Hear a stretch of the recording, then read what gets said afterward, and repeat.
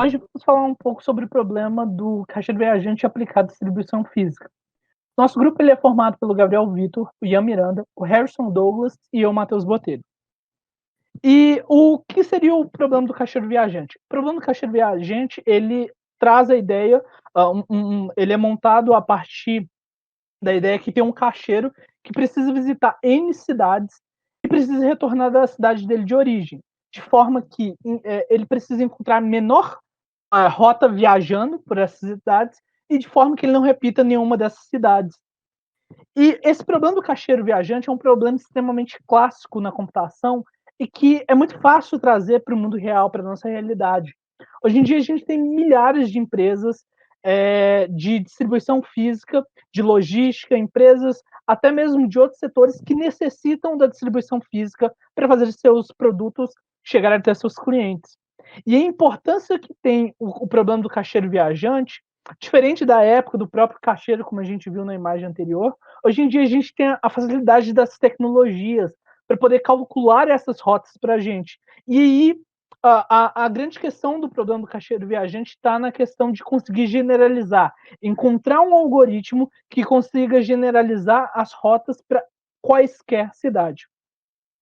E pensando nisso, a gente fez uma pesquisa e encontramos uma tese de mestrado que utiliza da ideia do caixeiro viajante para tentar fazer a otimização para uma empresa de distribuição em Portugal.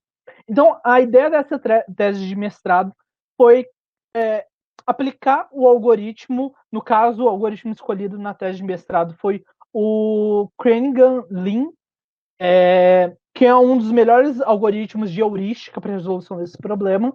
E já falando sobre a temática, o problema do caixeiro viajante, ele hoje, as melhores soluções que tem, elas se aproximam ou por algoritmos exatos, então algoritmos como o caso da programação dinâmica, que vai tentar encontrar a melhor solução possível.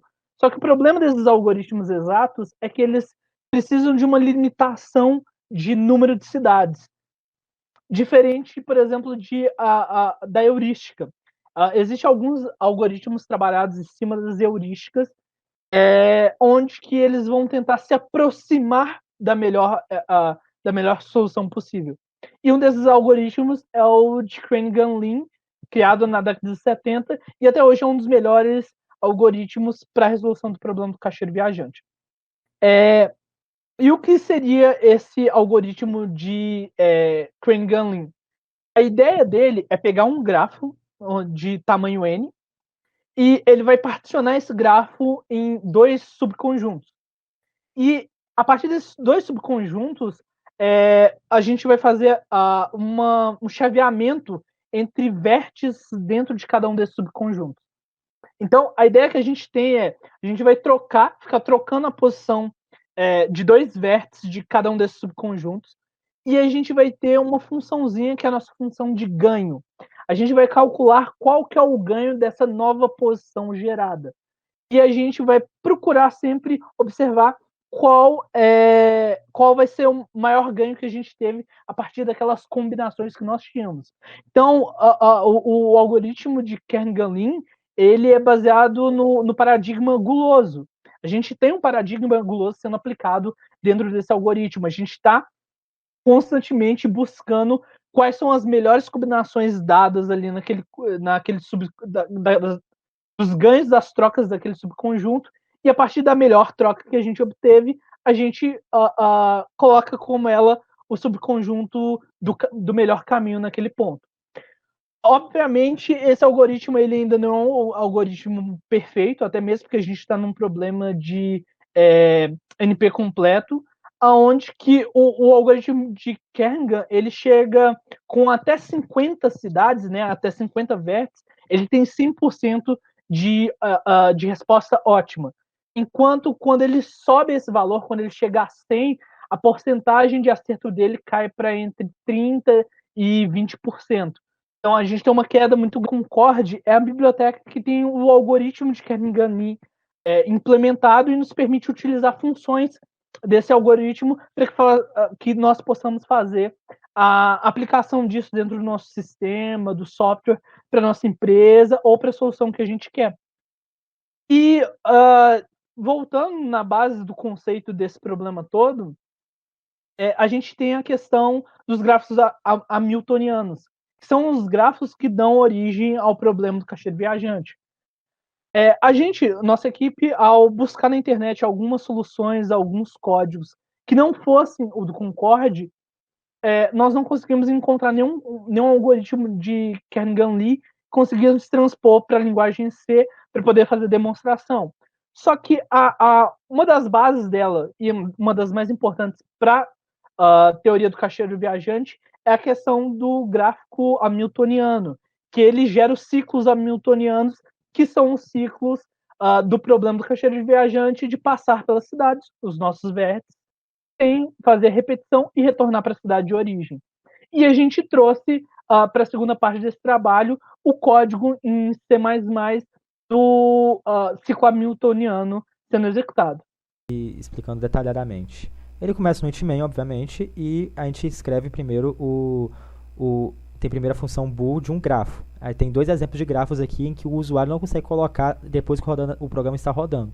Tem que ser colocado antes dele, pré-definido. Após escrito o grafo, ele chama a função runCycle. A função runCycle, ela tem a função só de criar um ponteiro para o caminho. E pensa assim, é um ciclo. Ou seja, por ser um ciclo, qualquer lugar que eu começar vai estar certo, porque vai terminar e começar no mesmo lugar. Então, para esse programa foi escolhido começar e terminar no 0. Após feito isso, ele chama a função runCycleUlt. O que ele vai fazer? Ele basicamente vai definir se vai ter solução ou não o nosso código. Caso não tenha, vai imprimir que não existe solução. Caso tenha, ele vai para a função que vai imprimir a solução. Mas vamos primeiro para ela. Nessa função é provavelmente a parte mais complexa do código, porque aqui acontece a recursividade dele. O que acontece? Quando ele entra aqui, esse if só vai entrar nele quando tiver no final depois do programa ter analisado todo o grafo. Então ele não vai ser utilizado por boa parte do tempo. Quando ele entrar no for, ele vai chamar a função isSafe. O que é a função isSafe? Ele vai olhar cada valor de path para poder ver se ele tem um valor ou não. Caso não tenha, o programa vai continuar até ter. Caso tenha, vai imprimir verdadeiro e vai registrar, olha só, após passar pelo if, ele vai registrar o valor do path. Quando registrar o valor do path, ele já registra um valor que tem ligação, que é um valor que a gente quer mostrar no final do nosso programa. Aí, após passado isso, volta a recursividade, volta para cá para o início do programa e desce. E assim por diante até formar o grafo. Vamos dizer que no primeiro caso ele funciona. Então, ele vai vir para a função printSolution, onde a gente vai escrever que a solução existe, e a gente vai escrever o valor de cada path aqui para mostrar exatamente o caminho que ele percorreria. Para mostrar mais didaticamente, a gente tem aqui a tabela 1 como que foi escrita, e nela funciona mais ou menos assim. Ela começa no 0, aí a partir do momento que começa no 0, a gente não analisa mais a coluna 0, justamente porque ela não vai ter ligação. Aí, quando vier aqui, a gente vai começar analisando pela coluna 1 aqui.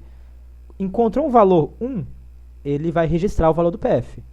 Quando encontrar o valor, ele desce para a próxima linha. Enquanto não encontrar, ele vai para a próxima coluna. Então, por exemplo, aqui tem 0, então ele não vai registrar. Achou 1, então vai para a próxima linha. E vai assim sucessivamente até não encontrar mais caminho para isso. Quando não encontrar mais, ele vai subir até a última linha que a gente parou, que tem espaço sobrando, que no caso vai ser a 1, e vai continuar de onde parou. Achou um valor? Desce de novo para a próxima linha, testa todos os valores de novo, sobe, e assim sucessivamente até voltar para a primeira linha, e indo um a um até testar toda a diagonal de cima. Por que ele não testa a diagonal de baixo?